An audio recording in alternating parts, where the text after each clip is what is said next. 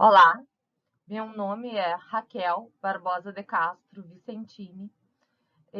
Eu gravo este vídeo em complementação ao artigo apresentado no curso de mestrado profissional de Direito da Empresa e do Negócio, cursado perante a Unicinos, na cadeira de Direitos Fundamentais e Sociais na Era da Inovação e Tecnologia, ministrada pelo professor Guilherme Wunsch.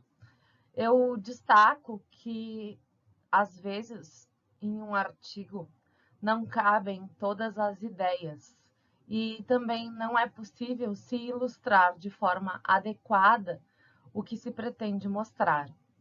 Dentre a solução do problema que eu abordei, eu visei que o judiciário tivesse olhos em relação à realidade do campo, visto que muitas decisões acabam por indeferir benefícios sem que se tenha uma fundamentação legal. Então, a intenção deste vídeo é demonstrar de que forma essas decisões vêm ocorrendo e tentar ilustrar, ao menos, um pouco da realidade do segurado especial dos dias de hoje.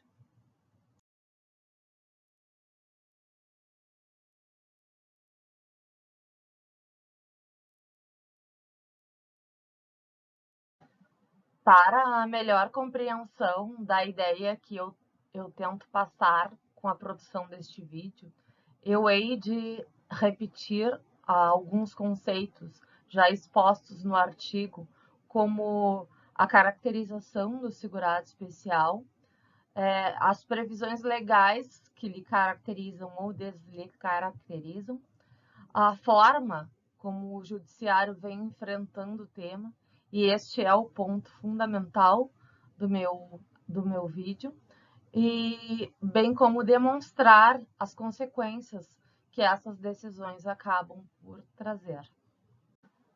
Antes de iniciar a caracterização do segurado especial, é importante destacar que essa categoria é tão especial que é a única que tem suas características delimitadas em lei, desde o artigo 195 da Constituição, como o inciso 7º e parágrafos seguintes do artigo 11º da Lei 8.213 de 1991. Assim, de forma resumida, se prevê que segurado especial é aquele trabalhador rural sem vínculos empregatícios e sem outras fontes de renda que visem descaracterizar essa condição, que trabalhe de forma individual ou em regime de economia familiar, em área de até 4 módulos fiscais, considerando que os módulos fiscais no Brasil, eles variam bastante de região para região, e ele não pode ter empregados permanentes por mais de 120 dias no ano, e o resultado da produção não deve garantir só a subsistência, ele também deve promover o desenvolvimento socioeconômico, tanto do segurado quanto do seu grupo familiar. Ao segurado especial, ainda é permitida a constituição de empresa dentro dos moldes legais, que possa ter um rendimento anual de até R$360 mil no ano. Assim, não é segurado especial aquele trabalhador, produtor, que tenha outra fonte de renda, mesmo que oriunda do trabalho rural, porém, por exemplo, de carteira assinada. Este não é segurado especial. Também não é segurado especial o empregador que tenha empregados permanentes por mais de 120 dias no ano civil, bem como aquele que exerça a atividade rural em área superior aos 4 módulos fiscais.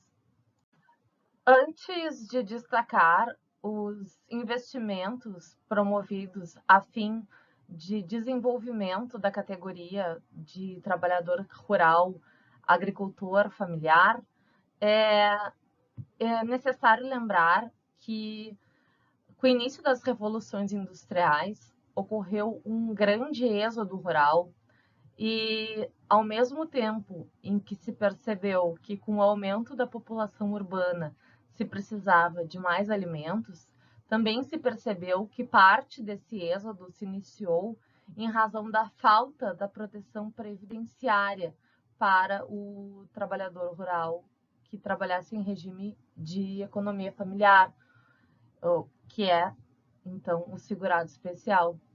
E a fim, então, de melhorar suas condições e também aprimorar sua produção, ele foi incluso na Previdência Social e os governos passaram a fazer diversos investimentos voltados não só para o financiamento de maquinário dos agricultores familiares, mas também com o intuito de maior produtividade e acesso a tecnologias por meio de financiamentos e, ao mesmo tempo, fornecimento de assistência técnica.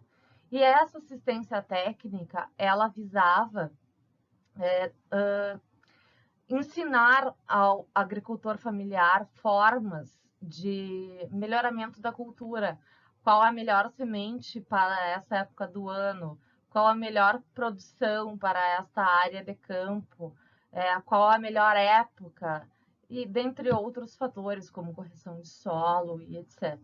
Assim, o segurado especial, então, ele teve este investimento tecnológico. E hoje ele não se configura mais como aquele homem rústico com uma enxada nos ombros, buscando o sustento da lavra da terra. Esta não é mais a figura do segurado especial. Essa figura não deixou de existir, mas ela já é um número bem menor de trabalhadores. Então, eu passo a descrever o que não coube no meu artigo, que são os elementos utilizados pelo Judiciário para a descaracterização do segurado especial. Dentre esses elementos está o excesso de produção, a propriedade de maquinário, a extensão de terras, a aparência física, a capacidade contributiva, a propriedade de imóvel urbano, a renda do cônjuge, bem como a propriedade de automóvel, moto ou qualquer outro meio de transporte. A fim, então, de demonstrar que, de fato, essas questões são relevantes para o judiciário, eu trago o trecho de um despacho proferido num processo de aposentadoria por idade rural distribuído no ano de 2022, onde, por vários motivos, dentre eles a pandemia, se dispensou a realização de justificação administrativa, que é a forma de complementação da prova do exercício da atividade rural, e se facultou a gravação de arquivo audiovisual com declarações de testemunhas que deveriam responder uma série de perguntas. Dentre essas perguntas, eu destaquei algumas, como se havia utilização de maquinário. Caso positivo, a forma de pagamento da sua utilização, já avisando que esse maquinário poderia ser alugado.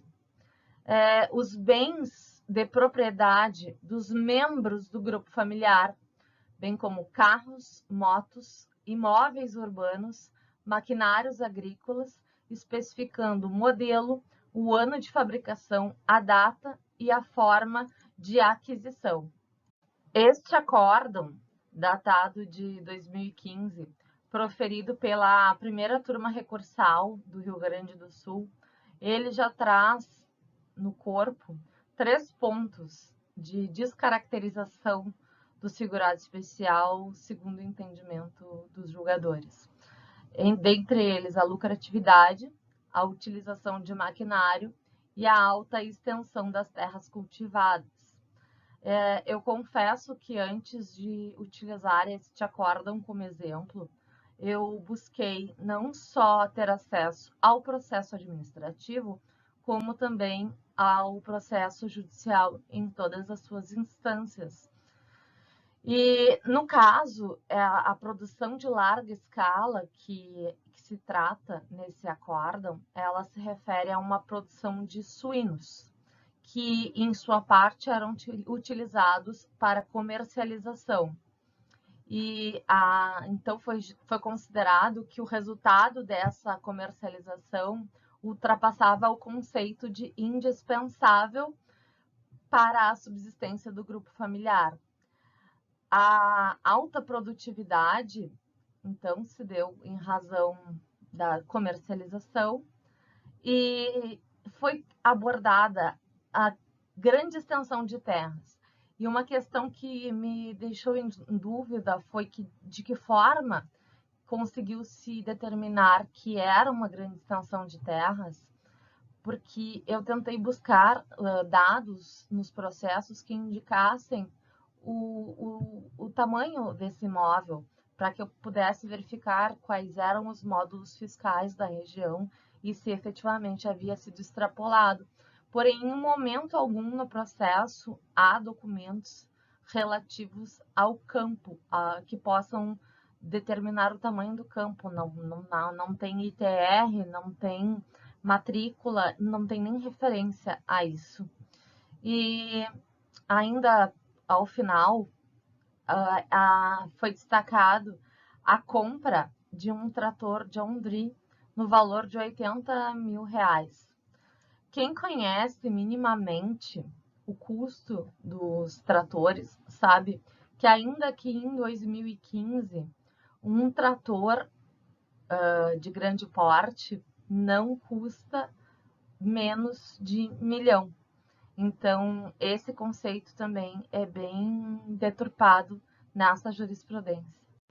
Ainda no corpo do mesmo acórdão do slide anterior, eu tive que destacar o trecho em que se afirma que a concessão da aposentadoria por idade, nos termos em que proposta pela legislação previdenciária, limita-se a situações que têm como objetivo amparo à população rural de baixa renda que vive de regime de economia de subsistência.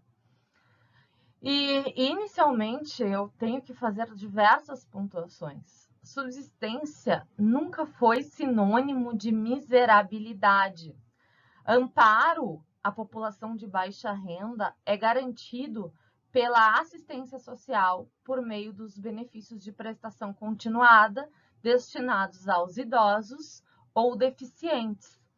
O benefício de aposentadoria por idade rural, ele tem caráter previdenciário e não assistencial, não havendo amparo legal para tal argumentação. Além disso, do texto da lei se prevê não só a subsistência, mas a intenção do legislador também é o desenvolvimento social do grupo familiar. E desde 1997, por meio da ação direta de inconstitucionalidade 1664, dígito 4, o ministro, então, da época, Otávio Galotti, afirmou não haver espaço para caracterizar os benefícios rurais como benefícios assistenciais. Prosseguindo, então, nas previsões descaracterizadoras da atividade rural, tem as características físicas. E neste texto, intitulado Atrizes da Roça ou Trabalhadoras Rurais, o teatro e a fachada para a obtenção da aposentadoria especial rural, as autoras referem um caso e comentam que a autora do processo não possui nem um pouco características físicas próprias de uma trabalhadora do roçado, com mãos calejadas ou pele queimada ou maltratada pelo sol. Além disso, Ela era esposa de um pastor que ganhava em torno de R$ 1.000 de dízimo e recebia uma aposentadoria urbana do INSS. Porém, também não foi referido no texto qual o valor dessa aposentadoria. E, mais uma vez, eu reforço o entendimento que o segurado especial de hoje, o atual segurado especial, ele não é mais aquela figura que carrega uma enxada no ombro e que vive exclusivamente da lavra do campo. Hoje são muitas as formas de se exercer atividade rural sem que se maltrate o corpo dessa forma. Imaginemos, porém, assim, um cultivo de morangos. O cultivo de morangos, ele normalmente se dá em estufas, porque morango é um fruto muito sensível. Então, na região do Rio Grande do Sul, como há muita diferença climática, os morangos normalmente são cultivados em estufas. Essas estufas são colocadas, podem ser no chão ou podem ser colocadas em cima de mezaninos, o que acabam por garantir não só a ergonomia, como evitam essas características de mãos calejadas e pele queimada ou maltratada pelo sol.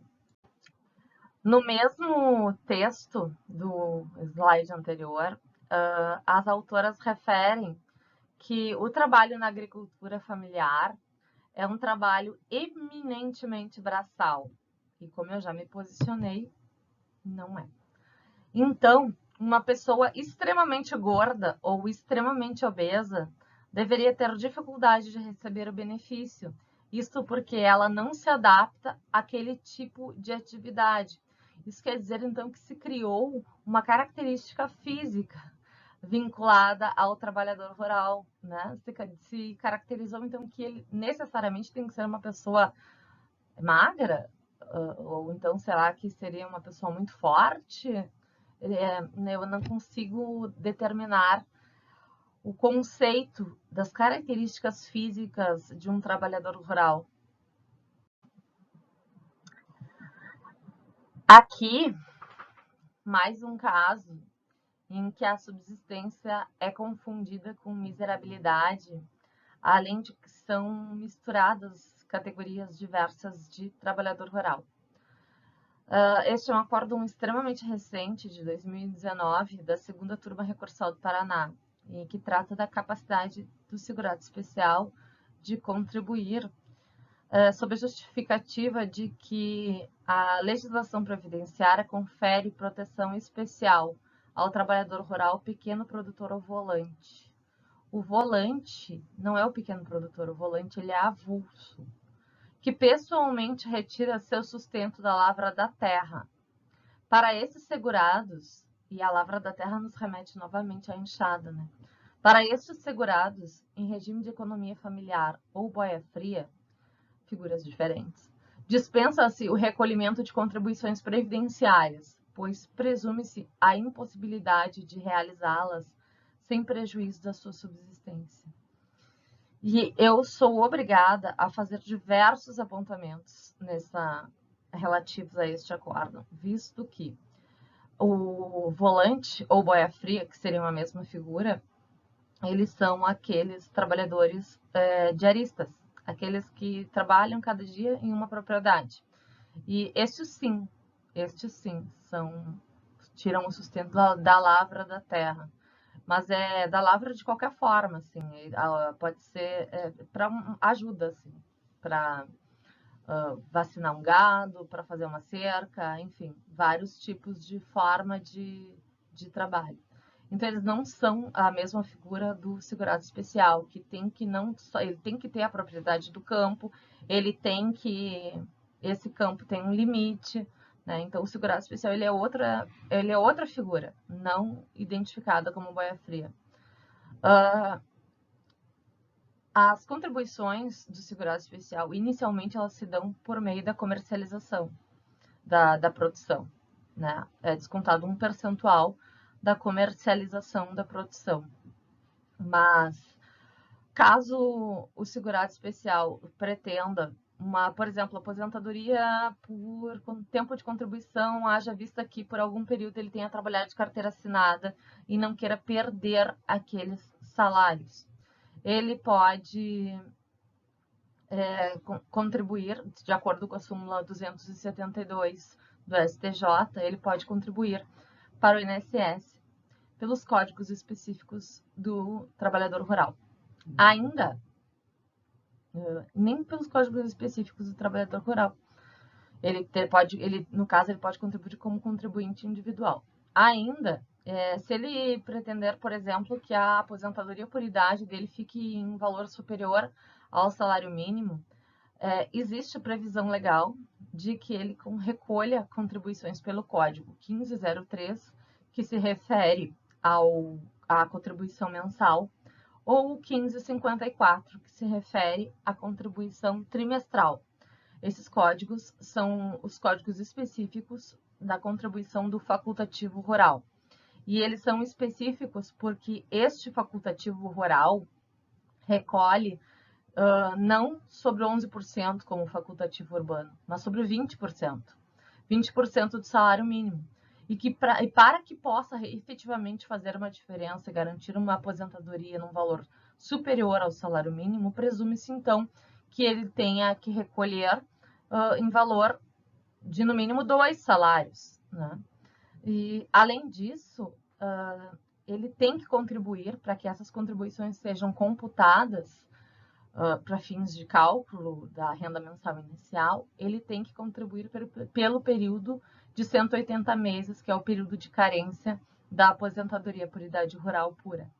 Então, mais uma vez, eu tenho que destacar que o judiciário não conseguiu enxergar efetivamente quem é o segurado especial e aparentemente tais decisões elas vão contra até preceitos legais. Este trecho deste acórdão é de um processo daqui de Alegrete. É um processo que foi patrocinado pelo nosso escritório. E, no caso, a família tinha um apartamento na cidade. E, segundo informação da autora, o apartamento foi comprado por meio da venda de animais. Era usado eventualmente, visto que o filho estudou na cidade, então acredito que o filho tenha ficado no apartamento.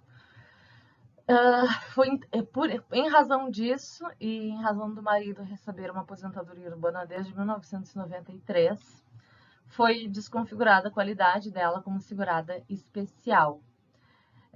Mais uma vez a gente vê posicionamentos contra-legem, né? E o que acontece? A legislação previdenciária diz que o trabalhador rural ele deve morar na propriedade ou em aglomerado urbano próximo, o que quer dizer que não há empecilho de que ele seja proprietário de imóvel urbano. Claro, se ele alugasse esse imóvel por um valor relevante, aí ele teria uma outra fonte de renda. Mas um imóvel urbano para uso esporádico não deveria vir a desqualificá-lo como segurado especial.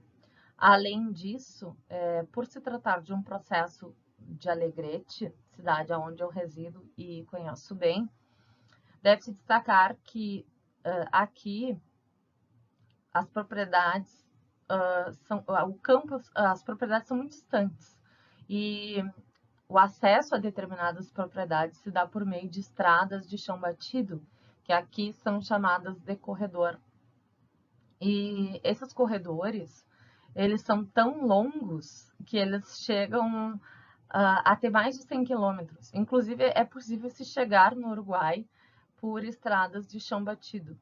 Então, imagina-se uma família que mora numa propriedade assim tão distante e que venha na cidade para comprar insumos, fazer o rancho do mês, porque é impossível se vir várias vezes na cidade morando tão distante. E essa família teria que vir resolver toda a situação dela na cidade e retornar para o fundo de campo no mesmo dia. Esse acórdão ele tem bastante ligação com o acórdão do próximo slide. Este acórdão, já um pouquinho mais antigo, mas a gente percebe que é um posicionamento que existe com base no despacho que iniciou o estudo, o despacho de 2022, ele descaracterizou o trabalhador rural por ele ter condições financeiras de adquirir um automóvel. E aí, então, a gente tem que fazer alguns questionamentos. Então, o trabalhador rural, o meio de locomoção dele deveria ser a carroça, o cavalo, a bicicleta, alguma coisa assim. Ele não pode ter automóvel. É um pouco complicado, porque como eu mencionei antes, numa cidade, numa dimensão tão grande como Alegrete, que são mais de 7 mil quilômetros quadrados de extensão, é impossível se transitar de automóvel, de carroça. Ainda existe gente que usa carroça, mas até mesmo as organizações de proteção animal estão tentando extinguir essa figura do carroceiro, né, em razão da proteção dos cavalos, né? E eu não entendo por que a descaracterização, qual é a base legal que descaracteriza um segurado especial por ele ter um automóvel. De repente, um automóvel de uma marca cara, um automóvel de alto padrão, compreende-se, mas simplesmente um automóvel é muito complicado, né? A gente é um conceito bastante retrógrado. Eu não tive como deixar de fora deste vídeo o tema 532 do STJ, que casualmente eu abordei no meu artigo, mas eu precisava ilustrar ele, eu precisava demonstrar qual é o meu conceito ao ler a posição daquele acórdão, onde se diz assim que o núcleo familiar que viva em regime de subsistência rural tem como renda presumida por óbvio. Por que por óbvio? Por óbvio, algo em torno de um salário mínimo. Então, se um dos cônjuges passa a trabalhar no meio urbano e ganha 3 salários mínimos, o produto do trabalho rural pode, em tese, ter sido meramente complementar. Este tema, ele foi julgado, essa tese desse tema foi firmada no ano de 2012. Mas se mantém até hoje e, inclusive, é base para muitas negativas judiciais. Então, eu gostaria de questionar o conceito do por óbvio. Qual foi a base, qual foi o exemplo, qual foi o dado que garantiu esta certeza de que, por óbvio, um segurado especial ganhe no máximo um salário mínimo. De certo, este segurado especial vive numa propriedade mais ou menos como a da figura ilustrada. Esse é um tema que realmente me causa bastante desconforto, porque a certeza em relação à renda é o que mais me assombra. Então agora eu vou tentar aclarar o porquê da minha desconformidade, o porquê do meu descontentamento com esses posicionamentos, o porquê da minha discordância. E eu vou tentar ilustrar isso da forma mais clara possível. O Brasil, país de dimensão continental, tem os módulos fiscais, eles variam de 5 a 110 hectares, né? Então, uma pessoa no norte, como a gente vê nesse mapa, uma pessoa do norte, ela pode trabalhar como segurado especial em uma área de até 440 hectares. Nós vamos para tentar exemplificar melhor, para tentar ilustrar os motivos da desconformidade, eu vou usar como exemplo o município de Alegrete, que é casualmente o município onde eu resido e exerço minha atividade de advogada, e também onde eu faço parte do corpo jurídico do Sindicato dos Trabalhadores Rurais. Alegrete, então, é o maior município em extensão do Rio Grande do Sul e ele mede em torno de 7.804 km². Dentro de Alegrete, um módulo fiscal ele é de 28 hectares. Então, 4 módulos fiscais correspondem a 112 hectares. Para eu demonstrar a capacidade lucrativa de um segurado especial, eu vou avaliar com base nos dados verdadeiros, dados, fontes reais, a safra de arroz e soja de 2021. E eu vou com base nisso porque o preço do gado ele varia bastante e porque nós temos bastante ciência também de que ano passado o Rio Grande do Sul sofreu muito, a parte oeste, que é onde fica localizado Alegrete, sofreu muito com a estiagem e as queimadas. E ainda assim ocorreram os resultados que eu vou apresentar. Como eu disse no início, a minha pesquisa ela é baseada em dados reais, dados efetivos, e ali embaixo estão as fontes, caso se queira consultar. Quanto ao plantio de soja, vamos usar como exemplo um plantio de soja de 80 hectares. Considerando que esse segurado especial ele não quis utilizar os 112 hectares, o restante ele resolveu utilizar para outras culturas. A lavoura de soja de 2021 ela teve um rendimento médio de 2.700 quilos por hectare, né? Ainda que com estiagem, com queimadas e tudo mais. A saca de soja ela comporta 60 quilos. Então, cada hectare produziu 45 sacas de soja. 45 sacas de soja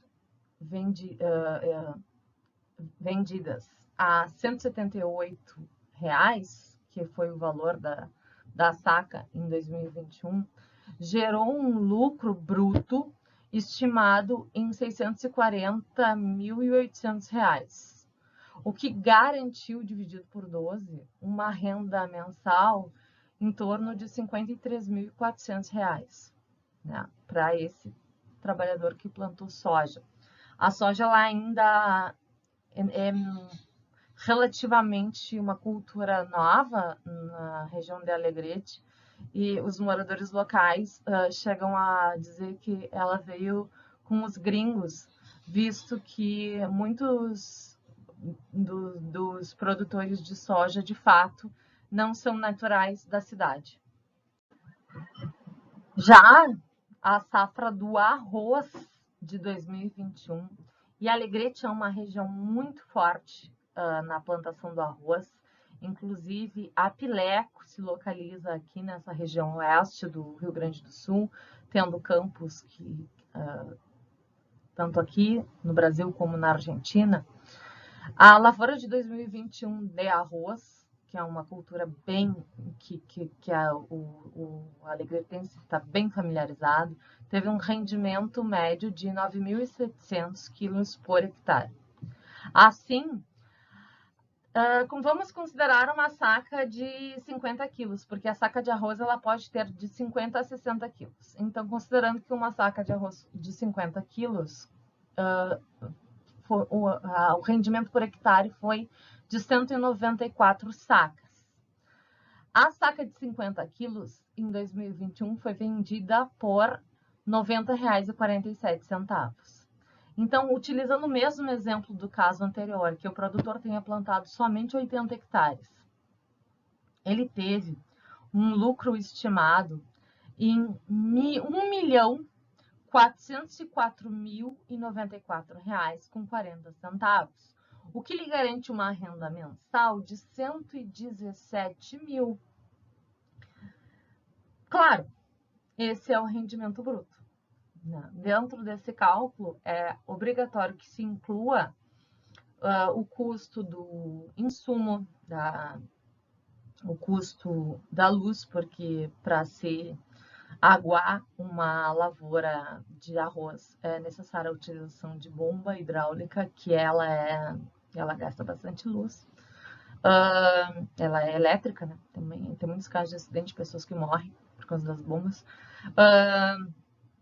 Tem que se estimar o custo do diesel, porque desde a lavra, o plantio e a colheita são feitas por trator.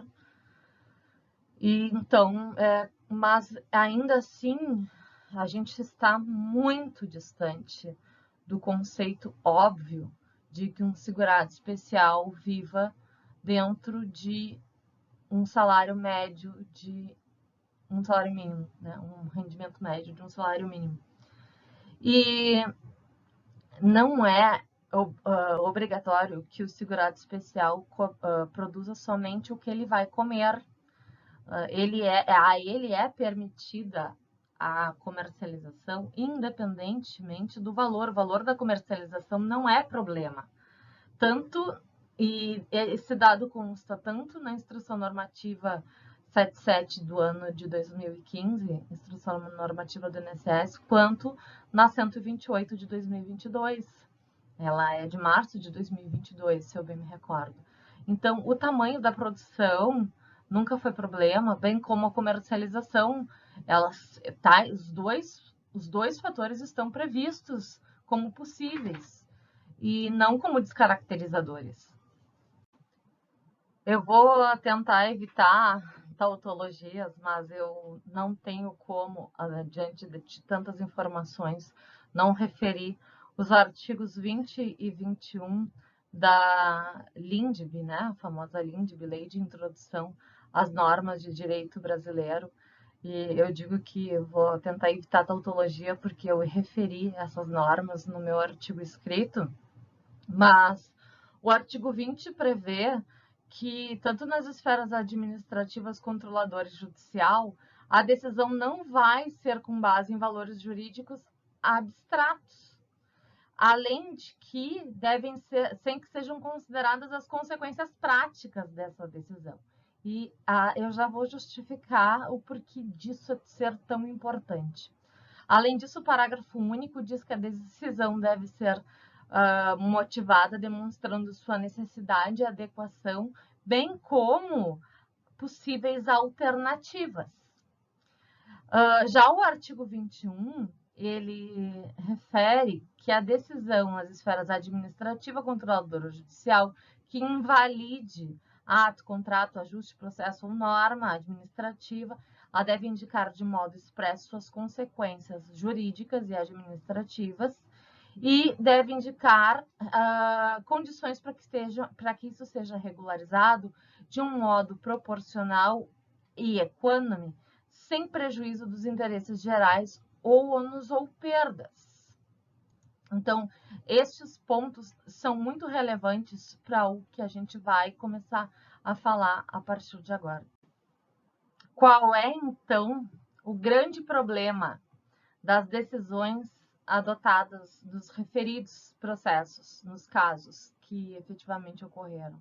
Que essas decisões sem base legal, elas foram adotadas no momento do requerimento da aposentadoria. E quando a gente chega no momento de requerer a aposentadoria, não se imagina que ela sendo negada, é muito difícil se criar situações que visem garantir um outro tipo de aposentadoria, preencher os requisitos de um outro tipo de aposentadoria, para a mulher de 55 e para o homem de 60 anos. Né? Então, essas decisões, dentro de um âmbito de proteção social, acabam gerando a figura do excluído social. Este é o meu problema. Este é o problema do meu tema, que eu busquei delimitar por meio de todas essas explicações, de todos esses exemplos, E, e realmente, assim, eu considero que se estamos diante de uma situação em que o direito protetivo está sendo deturpado por posicionamentos pessoais que não têm base legal. Em um texto chamado Legislação Brasileira concede licença para o Judiciário legislar, eu ouso chamar de colega o Dr. Júlio Rossi, que ele é pós-doutorando na Unicinos. Ele ressalta que não cabe ao julgador o pronunciamento com base em valores jurídicos abstratos. Ótimo, isso é o que diz a Linde. Principalmente aqueles que forem os seus valores pessoais. E é essa a impressão que se tem. Justamente essa a impressão que se tem, que o julgador ele acaba por tomar a sua decisão sentado em uma sala, em frente a um computador, com um ar-condicionado para climatizar o ambiente, e ele tenta enxergar o trabalhador rural com olhos que não são os olhos da verdade. Ele literalmente se cegou. A justiça ela está atuando verdadeiramente de forma cega. Porém, ela não só está agindo de forma cega, como ela está agindo de forma contrária à lei, porque essas restrições não existem. Elas existem somente pela jurisprudência. E assim, eu faço referência às palavras do colega Júlio Rossi, que ao julgador se confere o dever de julgar conforme as leis e não conforme sua vontade, moral ou valores. Elementar isso. Chegando próximo, então, da conclusão do trabalho, conclusão final deste videozinho, o questionamento que é impossível não se fazer seria se o judiciário não está fazendo as vezes de legislador, criando impedimentos que se distanciam do conceito de proteção social oriundo do direito previdenciário. Eu acredito que não esteja dando para ver perfeitamente bem, mas a imagem de fundo é o Mazzaropi, que é uma caricatura de um trabalhador rural caipira, muito pobre, mas ele é um comediante da época de 1960. Esse personagem era sucesso em 1960. E eu gostaria que a solução ideal fosse, do problema enfrentado, fosse que os julgadores tivessem contato pessoal, eles tivessem olhos para a nova realidade do rural. Porém, tal proposta, eu vi que ela é praticamente impossível. E foi essa a intenção deste vídeo. Tentar trazer ao judiciário os olhos, né? Questionando assim, o porquê daquelas decisões, a fundamentação real daqueles posicionamentos e não sei, a gente para fazer um posicionamento restritivo e limitador num momento tão derradeiro quanto da aposentadoria, ele tem que ter muita base, ele deve ser oriundo de uma boa pesquisa. Então, eu também considero como uma proposta de solução desse problema uma formação de uma banca, visto que agora, em 2023, existe a previsão de que dentro do Ministério da Agricultura exista um Ministério da Agricultura Familiar, né? Exista uma parte ali destinada exclusivamente à agricultura familiar.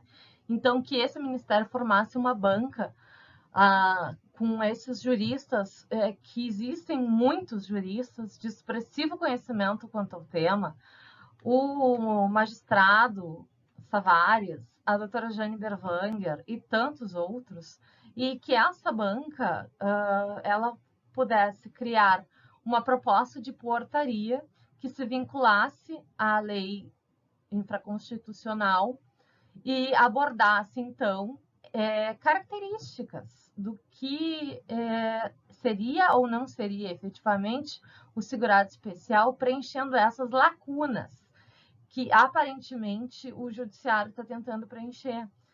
Eu não compreendo elas como lacunas, porque nós estamos falando de direito previdenciário. Direito previdenciário, ele é exercido, ele é a quem se destina o direito previdenciário é o segurado, mas o INSS é um órgão da administração pública, uma autarquia.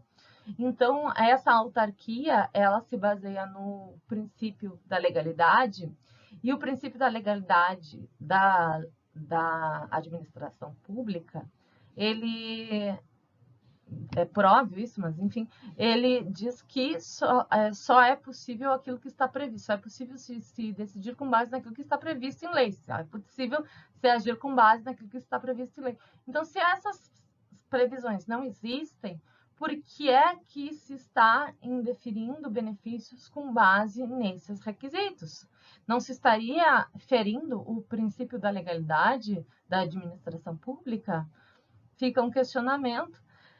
Essa, então, seria a minha proposta de solução para esse preenchimento dessas lacunas, dessas dúvidas, né, de caracterização ou descaracterização do segurado especial, mas sempre devendo, antes de qualquer coisa, se analisar o caso concreto, visto que deu para se perceber que de um cultivo para outro o rendimento varia bastante, os custos variam bastante, então não se pode basear assim, em valores estáticos, né?